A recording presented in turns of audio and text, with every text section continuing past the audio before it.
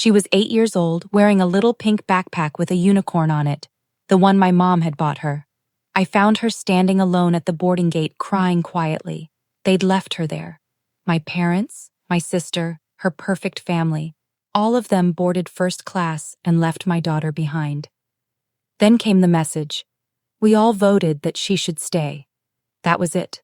No apology, no reason, just a decision, a family vote to abandon my child. I didn't scream. I didn't run after them. I just held my daughter, wiped her tears, and told her everything was going to be okay.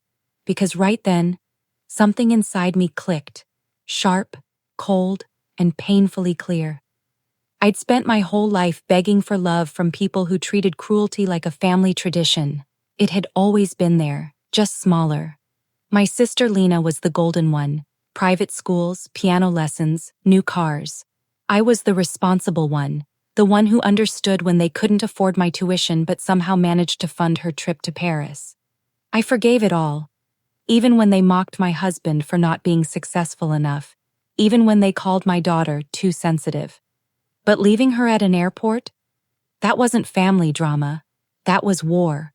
They landed in Hawaii an hour later. My phone buzzed with a photo.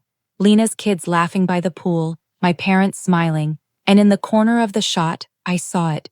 Seat 14A, my daughter's empty spot. I stared at that photo until my screen went dark.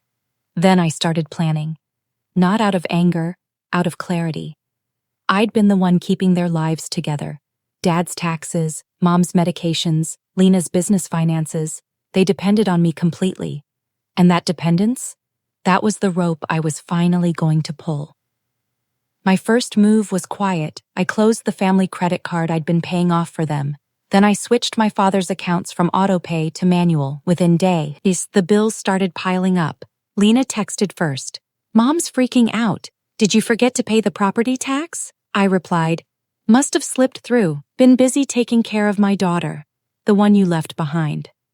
I watched her typing bubble appear, then disappear.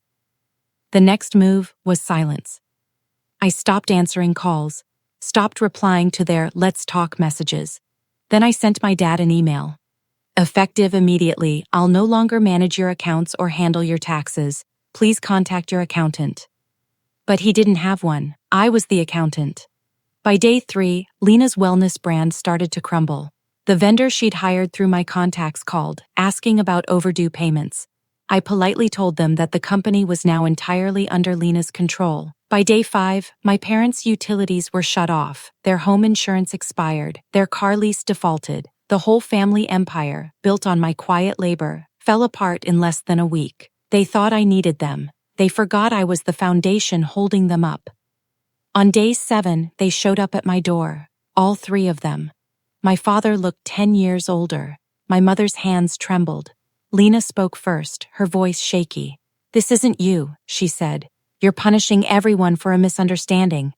Leaving an 8-year-old alone at an airport, I said.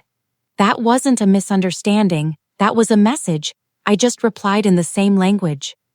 My mother started crying. You know your father's health. He can't take this kind of stress. I cut her off.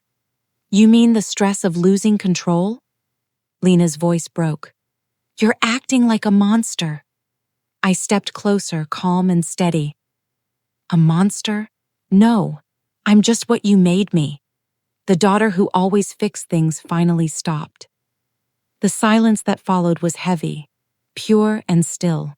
For once, I didn't feel it pressing down on me. They stood there realizing what I had known for years.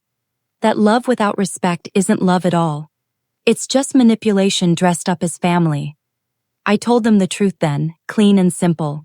I'm done supporting people who treat my child like she doesn't matter. If you can't love her, you don't get to use me. My father's voice cracked to a whisper. What do you want? I smiled. Nothing. That's the point. Then I closed the door. A week later, I took my daughter back to that same airport. She looked up at me, nervous. Are they coming too? No, I said softly.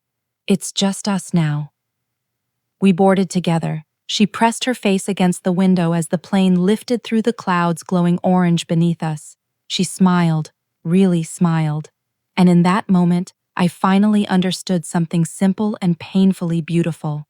Sometimes you don't destroy people out of hate. You destroy the illusion that they ever mattered more than your peace.